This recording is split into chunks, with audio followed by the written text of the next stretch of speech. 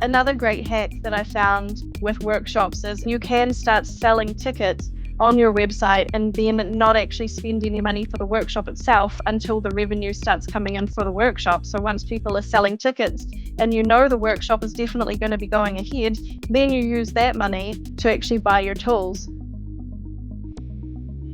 Well, hi there, and welcome to Side Hustle Hero, the show laser focused on inspiring you to start or to scale your side hustle income streams. I'm your host, Joan, Posivy, author of The Way Success Works. Do you have a crafting skill that you could teach others in your neighborhood? That's how Chloe Winstanley made a net income of $100,000 in just 2 years, working very part-time. Chloe's experience is in polymer clay, but the tips and strategies she shared can be applied to any craft workshop.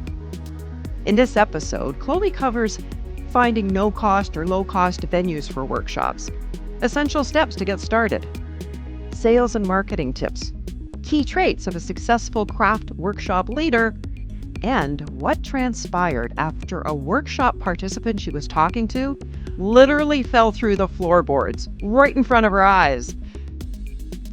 But before we dive in, if our chats are sparking your entrepreneurial spirit and providing valuable insights, consider showing your support by visiting sidehustlehero.com/support.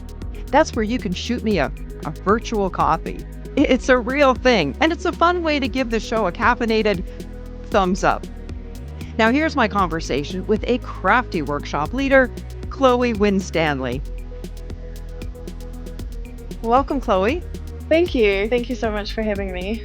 Well, on your website, 100kartist.com, it says that you've been running arts and crafts workshops and that you've brought in over 100,000 in revenue in 2 years. Yes. Working less than part-time. So let's drill down on the numbers, both from the revenue expense side of the business, but also in the time commitment. But first, tell us about your workshops. I got into polymer clay crafting during the second COVID lockdown in New Zealand, and it was totally just something to keep me busy. I had my daughter was about 1.5 at the time, and so I was just looking after her, and obviously everything was locked down, and so there wasn't too much to do. But before we did go into lockdown, I got a whole bunch of crafting things just because so many people were getting into that sort of thing and starting up little businesses just to have something to keep us occupied and not go mental from not being able to go outside. It was a friend of mine. She saw some body positive booby earrings on Pinterest, I think it was, and she was like, "Can you make these for me?" And that's really how it started. I made her some earrings, and then I was just like, "This is actually really fun," and so I experimented around with it and started making different body parts. And then, so what happened before the workshops was I had a small business called Booby Magic, and I was selling polymer clay earrings, and so I was selling them. I had a website and I was advertising on a Facebook local small business group. Okay. And so it was just really popular because it was something so different. I had a lot of success with that. And then I was doing markets and stuff. And I was enjoying it, but it was also very exhausting attending markets and things like that. And so at one point I was just like, well, why don't I just change it up a little bit and have guests over into my studio? Because at the time I also had a studio in it's called Cathedral Junction, and it's just a space in Christchurch, which is where I'm from. Yes. So I had a studio there, and I was able to host my workshops there in the studio. And so it started off very small. My first workshop was it wasn't body positive, it was just a polymer clay earring making workshop. And I had 5 guests, and it was very relaxed and chill and low-key because I had no idea what I was doing. And so... What is polymer clay? Oh, so polymer clay it's kind of like Play-Doh, but for like anyone can use it. And what you do, it's like a more accessible version, I guess, of like ceramic clay. So like pottery. Oh, okay. If you think pottery, yes, polymer clay is like It's quite easy to use and it's very beginner friendly. You don't need a kiln or anything to bake it. So you just bake it in a household oven. It's very easy to just experiment with it and make all sorts of things, mix colors together. And it's very popular. I think there's been like a comeback for it because there seems to be a comeback for crafts in general as well. Yes. It works really great for earrings because it's so lightweight. So it weighs almost nothing. So walk us through what would happen in the workshop. The first workshop that I did where I was still learning, I just had 5 people and one of them was a friend of mine. And so I just had people gathered around a table and I had a whole bunch of tools and materials. So I provide everything. Right. People don't need to bring anything.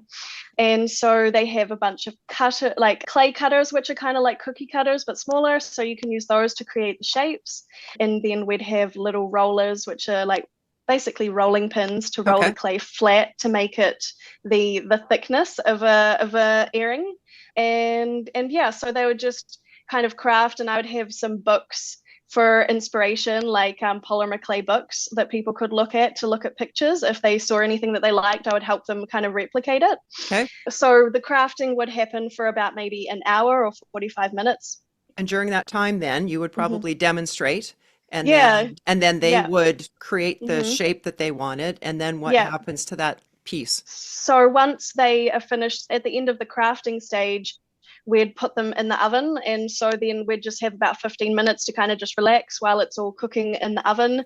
And then we'd bring it out of the oven and then you would attach the findings, which are the little metal pieces that turn a piece of baked clay into an earring. So like the earring hooks and all those sorts of things. So we'd have pliers and we'd just be like fiddling around, like making the earring itself. And then what I really loved about the polymer clay workshops was that people could actually like wear the item when they're finished and leave with it. So it's not like a workshop where you go and you do the thing, but then you can't take it home with you. It's like, you get the whole package in that one sitting. You get to make the thing, bake it, and then take it home with you and you've got it. And that's the experience.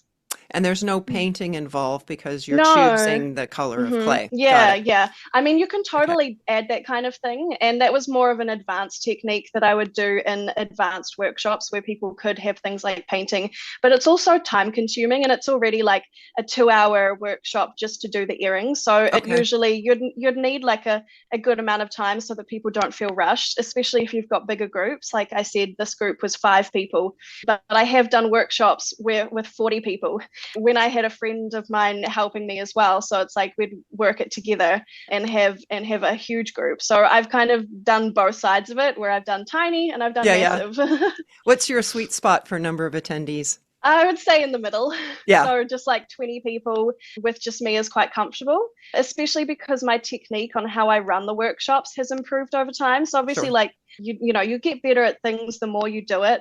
And I feel more confident with it now as opposed to where at the start where I just felt like I was kind of like flailing or like faking. Like I was like, I don't know what I'm doing, but I mean, people seem to like it. So they seem to be having a good time. Yeah, exactly. And that's also the main thing as well. Like the feedback that I would get so much of the time from people who attended was like, they're enjoying the craft, but they're there to have fun. They're not there to like really be in an art class. They're just there like to hang out with their friends. Hardly anyone would come alone. There would always be, one person in a friend group would see my ad and then they'd share it among the whole friend group and bring like, 4 or 5 friends. Yeah. So it's like a social occasion. And so that made it really fun too, where it was like, it was quite laid back. It wasn't like paint and sip where I'm not sure if I think there is paint and sip here in the States. Yeah. Yes. So and Canada. Yeah. So it's not like that where everyone's following along with like the same step and everyone does the same thing and it's very structured. My workshops were always a lot more laid back where like, because everyone has different tastes. And so I like being able to, just to provide people with like a space where they feel like they can explore their creativity. Because another thing that so many people would say is like, oh, I'm not creative. And they'd almost like apologize. And it's like, no, I do think everyone's creative. I just don't think that we all have we don't have the opportunities to always explore that because life gets in the way, like we're busy. Once you become an adult, crafting's not really a thing. Like that's something we do when we're kids. And then sadly, we stop Yeah. doing that when we're grown-ups. But it's just like, it's almost like play therapy. Not that I'm not like a therapist or anything in terms Yeah. of Yeah. that, but it just feels a lot like that, where it's just like, it's just expression. Yeah, it's just to come out and Mm. have a fun time and create Yeah. something in the process. And I agree with you, Hmm. Chloe. I believe we all are creative. It's just some Mm. people have developed it more than others. Sure, yeah, yeah. And it's also about like imposter syndrome or something like that, where like a person Hmm. can feel like they're not creative and it almost becomes a self-fulfilling prophecy where they're like, well, I'm not creative, so I'm not going to explore that. Whereas people who identify as artists, they're like, no, this is part of who I am. But I mean, everyone has different opportunities to kind of explore that. You're right. Well, how did you go about setting your price per attendee? So that grew over time as well. The Sure. longer that I kind of felt like my time was worth this amount of money. So that first workshop that I mentioned where I had 5 people and one of my attendees was a friend, I charged 35 New Zealand dollars for that. And she was just like, this is too cheap. You need to be charging more. And I was just like, well, I mean, I felt fine with it because it was like literally my first one and I didn't want to be overcharging when it like my qualifications or like my experience didn't really justify it. But it definitely like the longer I did it, the more I would consider my experience, my all of my expenses, of course, and then Yes. things like all of the things that go into a business and all of the preparation. So it's like the workshop itself would be 2 hours, but then that might involve 3 or 4 hours of preparation ahead of time. And Yes. then you're adding into it the time to set up the venue Hmm. and pack away the venue. It ends up maybe being 10 hours work minimum for a workshop. And so it's like you're just accounting for all of that time as well. I would also include things like my infrastructure in terms of the tech that I was using, my website and all that sort of thing. So it was just Yes. like everything that's involved in order to be able to make the workshop possible. And so, yeah, initially by the end of it, I was also including other things like I would serve people food and drinks as part of the workshop experience. So when you're Okay. factoring all of those sorts of things in, I ended up pricing my workshops at around like maybe between 70 and $80 per person, New Hmm. Zealand, which maybe is approximately like 50 US dollars. Okay. And so that ended up being kind of the price that I thought was fair for the experience, especially when you consider how much people spend on an average night out where, they're going out and they're having drinks and stuff. For some of my workshop, I was getting special licenses for alcohol through Okay. the city council in New Zealand. And so I was also including like a glass of wine. So it's like, yeah. Sign me up. So yeah, so I mean people loved it. Like it was just Yes. something so different. So I think that's part of why it was a hit. Yeah, because not you mentioned the cost of a night out. So this you've got Mm-hmm. appies, you've got wine Yeah. sometimes, plus you've got that Mm-hmm. piece of jewelry or whatever it is that you've Yeah, created, yeah, right? exactly. Yeah. And I would sort of, when I was selling my earrings, I would sell one pair for $35. So it's like, well, you're having a pair of earrings or 2 pairs of earrings plus all of these other things. So it's like Yes. $80 definitely felt fair. And the whole experience, Mm. just the fun of it. Yeah, yeah. So Mm-hmm. the venue, is that in a community center that you're holding the workshops? So for some of them, I would host them in community centres. So like I did workshops in 3 different cities around New Zealand, and so in Christchurch, where I'm from in the South Island of New Zealand, I didn't use community centres because I had access to different kinds of venues. I've got a friend who has a cafe in near the city centre, Oh, and so fun. I used that quite a bit. But Oh, before I was that's actually a nice win-win too, because it would bring people into her cafe that Yeah. hadn't been there before. Yeah, Yeah. yeah, for sure. And it's just such a great space and it was wonderful to be able to fill the space in a time when people wouldn't normally be there. But I didn't have those kinds of connections in the other cities. So for Okay. the other cities, I was very fortunate to be able to like in New Zealand there are so many venues that you can use through the like the local councils of the cities. Okay. And so I was able to find good venues that the per hour price was quite reasonable as opposed to like a commercial venue Yes. which wouldn't have made the workshops as profitable. Right. So yeah, community centers were definitely good for that. And what are your cost per the materials per person? I mean, it varies depending on the craft. So with Okay. polymer clay, each person would use maybe two little blocks of clay. Maybe that might end up being something like $10, if that, maybe $5 if you can get a good deal and buy it bulk. And then you've got the other expenses like the tools, the cutting tools for the clay and all those sorts of things. But those things are more like investment costs where you buy the tool and you can reuse them. So that brings your costs down, where a lot of the tools that are required are things that you can use multiple times. Right. And the recurring costs for the materials are pretty much just the polymer clay and the the earring findings, which aren't too expensive. So if you're including alcohol, obviously and food, then the price does go up for per person expense. But I would say probably maybe $30 per person. Right.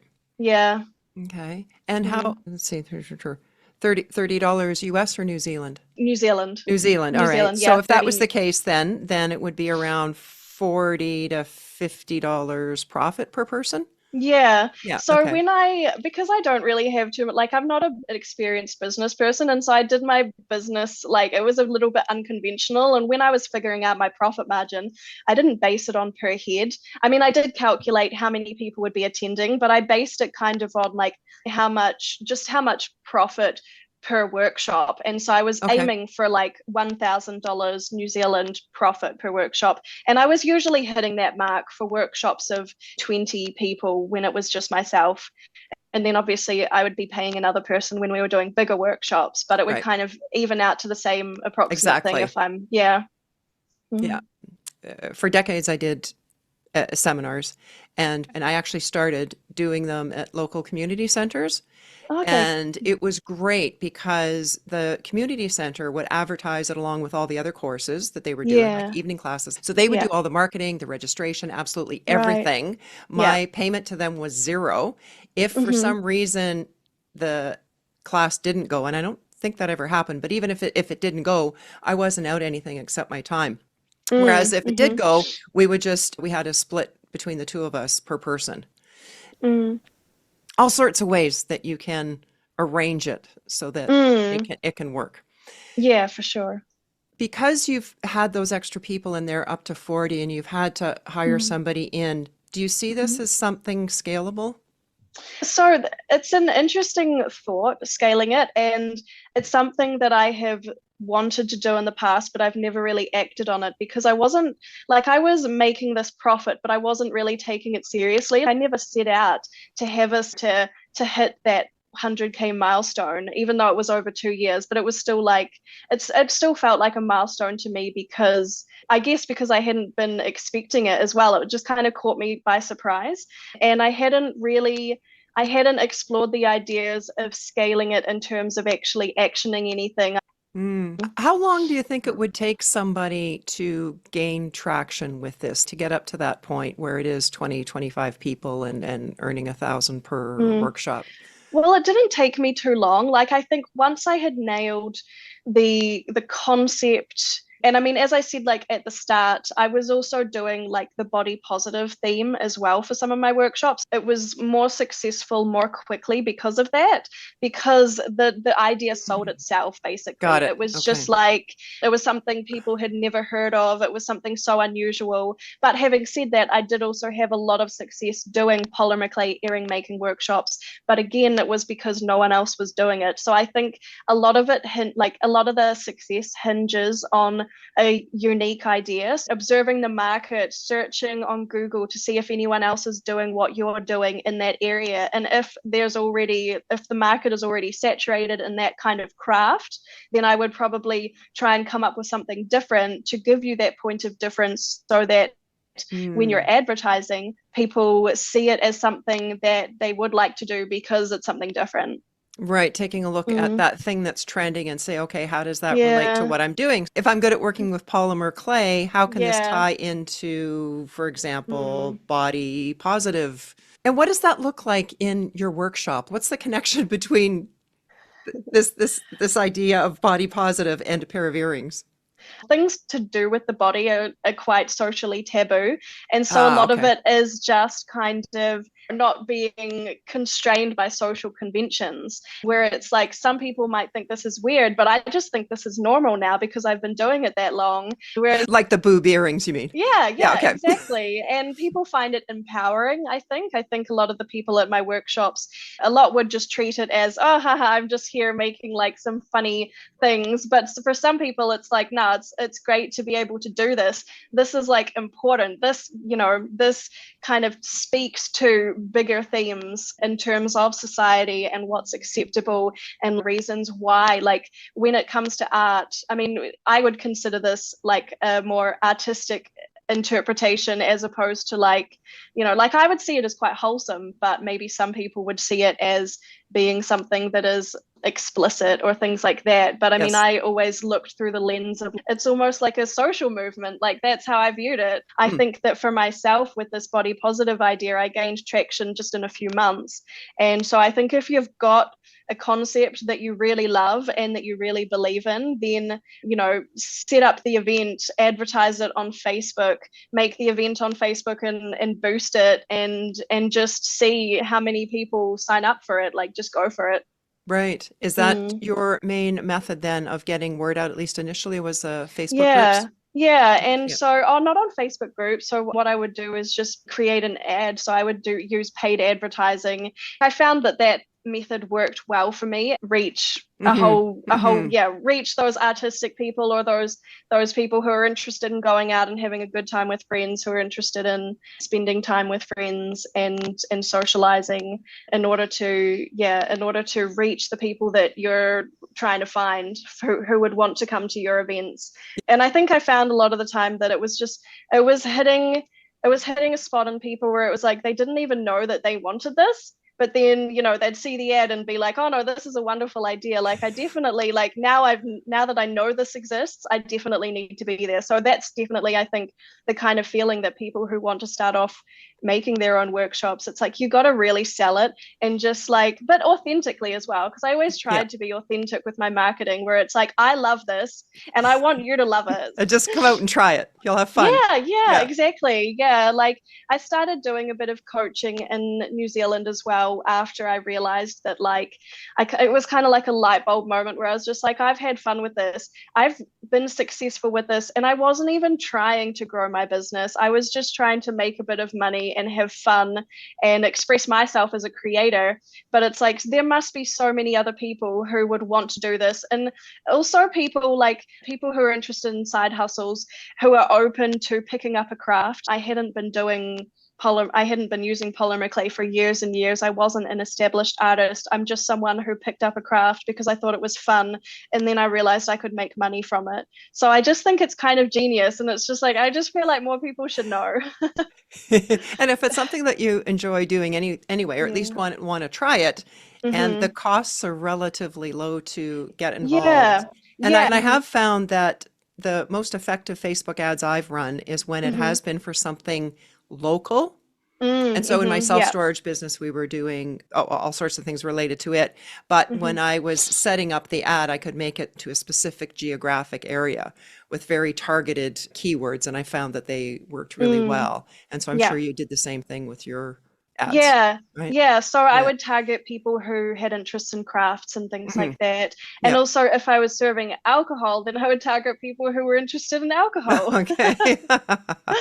Which I found Yeah. is like most people really, like most people love an opportunity to go out, have a glass of wine with their friends, and like do something a bit different, do something with their hands. Like Yes. it was just so like, it's not like you're just going out drinking, you're actually going out and doing something, and you're kind of like, yeah, exploring a side of yourself that you don't always get the opportunity to. The other reason I really liked the doing it in the cafe idea is you've got people coming into the cafe that would normally be going in there to grab a coffee, and they go, "Oh, what are they doing over Mm. there? They look like they're Yeah. having fun." And then you Mm-hmm. get more business that way. Yeah, exactly. And it's a place where, like, during the day, there would be foot traffic in the space. Hmm. So, Yeah. if you've got good rapport with the cafe owner, you can be like, can I put up some signage or like some flyers to advertise what I'm doing? And if you really wanted to, you could even say, like, if you kind of put the word out for me, I'll give you a certain percentage of each ticket sale, something like Right. that. I Mm. could see a local, we have a lot of craft breweries. Okay, yeah. in the area. I could see doing it at a place like Yeah. that. Yeah. And as far as the percentage share, I wanted to Mm, bounce this idea off you. So mhm, I'm heavily involved in Rotary. It's an international service organization. And every mhm, year we need to do a fundraiser for our youth programs. And you want to do something fun. yeah. And imagine a scenario where we come to you and say, okay, let's do this as a fundraiser, Chloe. Mhm, And it would be your responsibility to set up the workshop, the venue, buy whatever supplies you need. mhm, We'd cover your costs. You donate your time. It would mhm, be my responsibility, Rotary's responsibility, to basically fill the seats. So we're mm, bringing new customers to you, and that would give you more exposure. But then to mm, make it more worth your time, because you'd be basically we would be setting the price. You'd say, okay, my costs are $40, and mhm, we're going to charge $70 a ticket. So that $30 is going to come to Rotary. mhm. So you're donating your time. But then, as the Rotary representative, at the end of the evening, I would stand up in front of everybody and say, look, Chloe's donated her time and expertise, and haven't we had a lot Mhm. of fun? And I'm thinking of this in terms of somebody starting out and trying to build up their workshop numbers, Sure, and to be yeah. able to say, you know what, to show your support, head on over to whatever platform you give us and Mm, give her a review. mhm, And so you've got a flood of reviews there, plus you've got all those people who now have their friends and functions yeah. and that to spread the word. Would that be something that you would consider? I think for someone starting out, for sure, because in the start, also if someone say was at the beginning stages of setting up a workshop business like this, they'd be out of their comfort zone, and they would Mm, be very much wanting to have a low pressure environment where they can work out the kinks of their methods.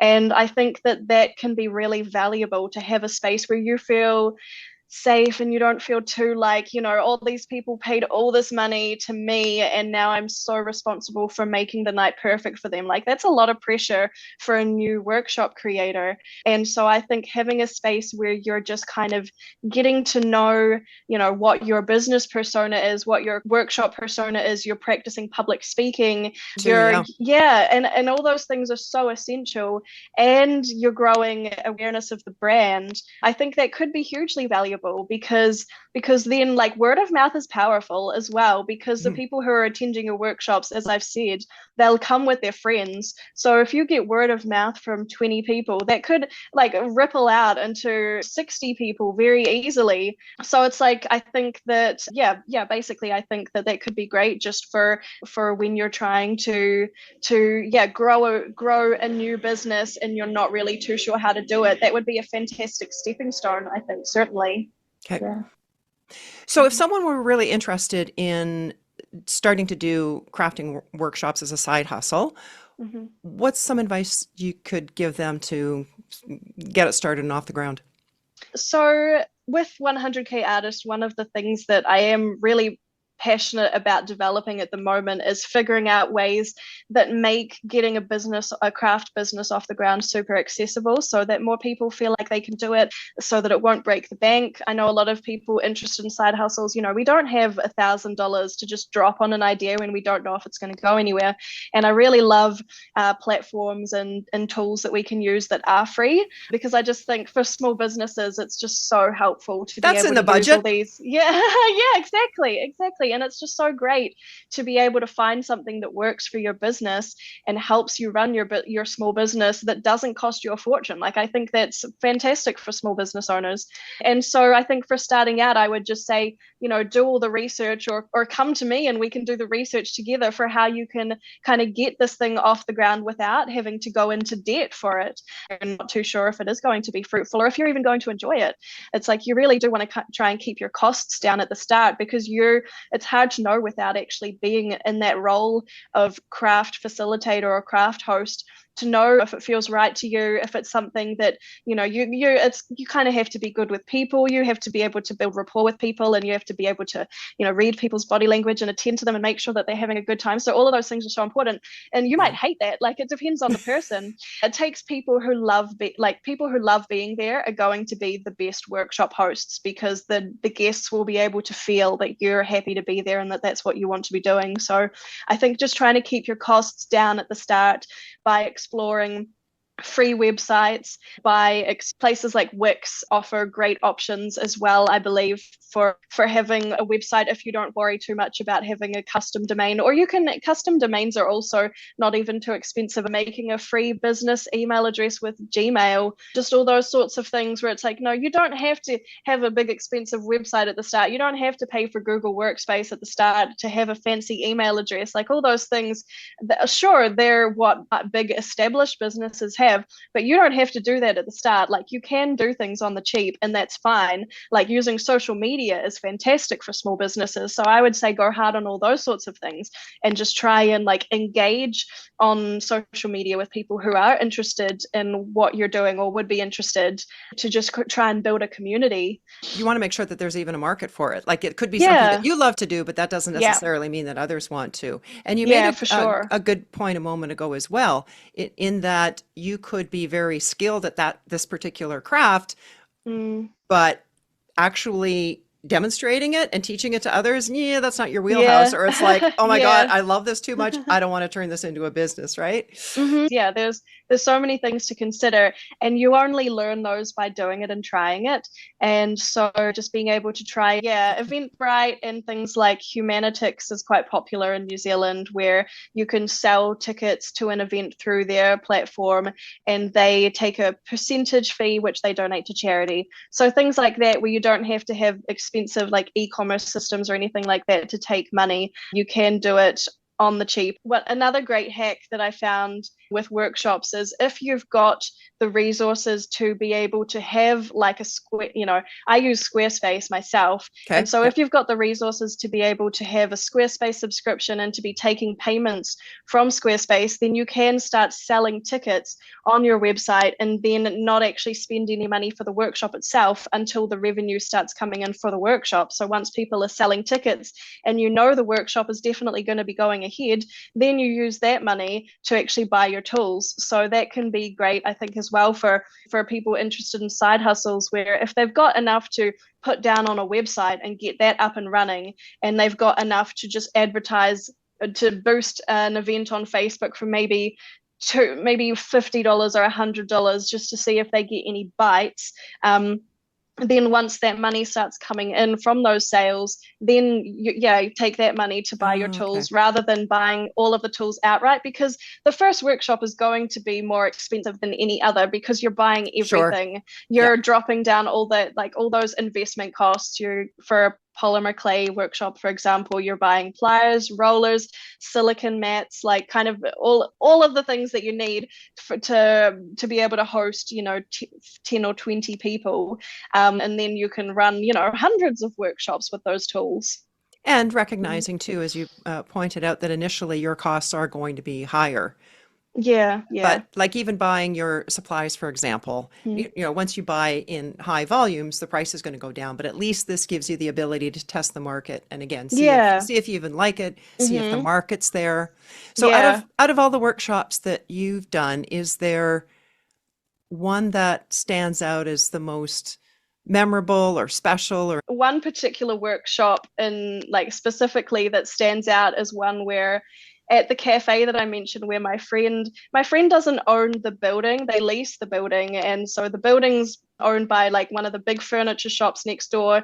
And we had a mishap during one of the workshops, where at the very beginning of the workshops, I was chatting to one of my participants, just getting to know her, just at the start of the night type thing, and she took a step, and I guess the floor was it was not too reinforced. It was a bit old, and she just plummeted through the floor and Really? into the floorboard. Yeah, just like at the start of my workshop where I was just talking to her, and all of a sudden she just went bam, and there was a big and then she was stuck on the floor. And so we had everyone was panicked, everyone was freaking out. This was at a body positive workshop, which I call, the name is Cocks and Cocktails. So everyone's there to have a good time and very much not attend to an emergency situation. And I was kind of in shock, but then we called emergency services. And then the next thing you know, an ambulance arrives at the cafe, and then a fire engine arrives, and then I think another fire engine truck arrived. So it was just like all of these things. And then all of these men in uniforms, and I think they were first responders, like came in to assess the situation. Yes. And all of the ladies at my workshop were just like, oh, like they were just like, I mean, like she was, the girl was fine, thankfully. So it was like, we didn't need to worry too much. Okay. And so all these men in uniform came in, and all the participants were just like stoked. They were just like, oh, we didn't sign up for this.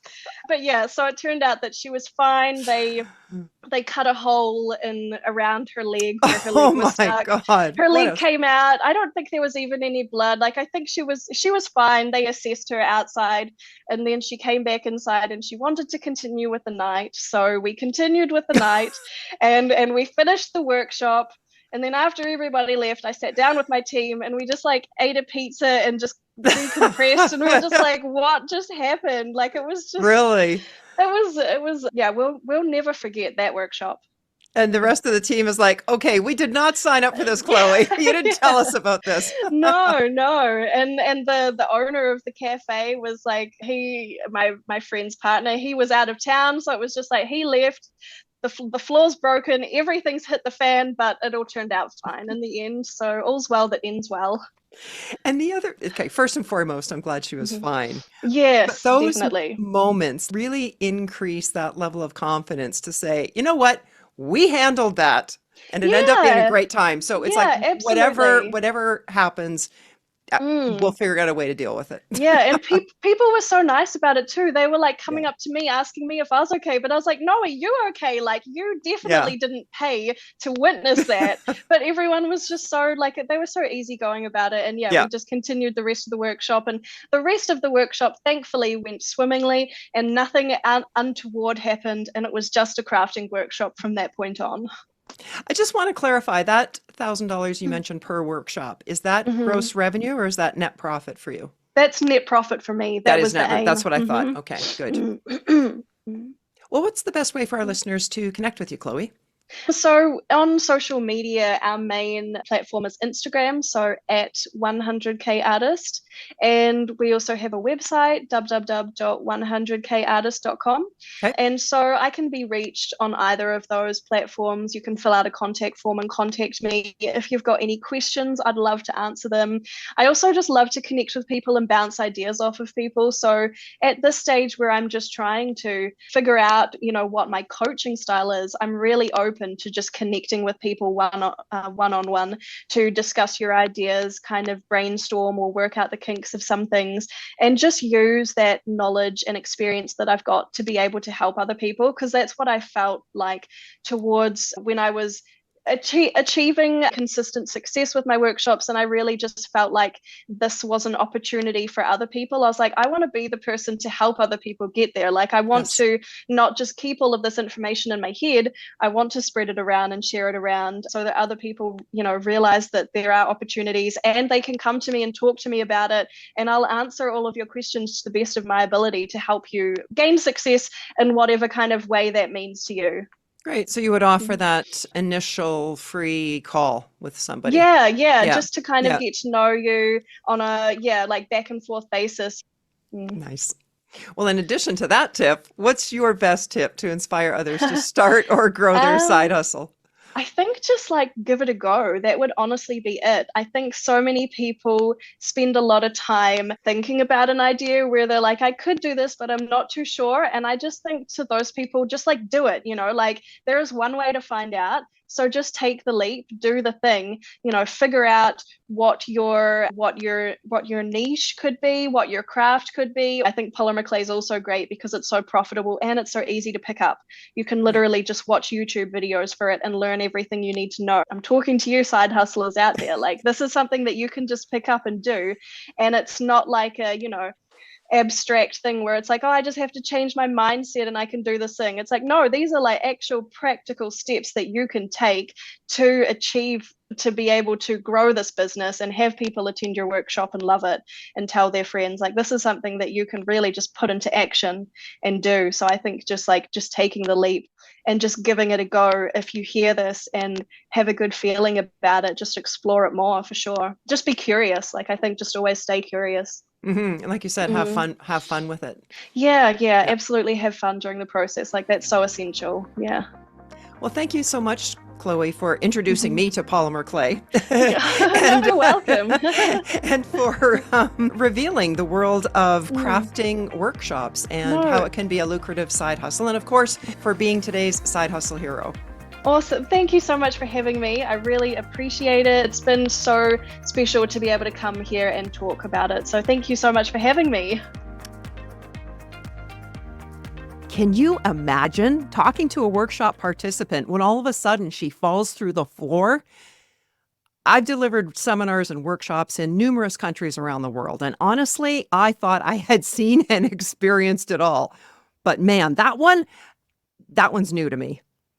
But you know what? A pro is at their best always. And Chloe demonstrated that night. She pulled through and everyone had a memorable night on a lot of levels. Also, Chloe's yet another example of a side hustle hero who, when they began, they weren't jumping in with a full skill set.